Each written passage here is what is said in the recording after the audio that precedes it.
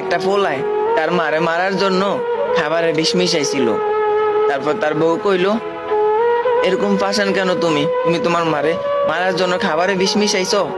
পোলাটা কইলো, হ, আমি আমার মারে মায়েরা ফেলাইতে চাই। তারপরে মায়ের ঘরে গেল খাবার নিয়ে, মারে খাবার দিল।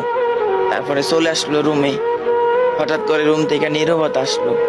বুঝতে পারলো যে মা আর দুনিয়াতে নেই, মারা গেছে। তারপরে বউ কইলো, তুমি এত পাষাণ কিভাবে হলে?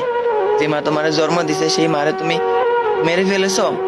তারপর পোলাটা কইলো, হ, আমি আমার মারে মাইরা ফেলাইছি। আমার মা মারে এই 20টা বছর মানুষ করছে। আমি এই 20টা বছর পর্যন্ত আমার মায়ের কষ্ট সহ্য করেছি।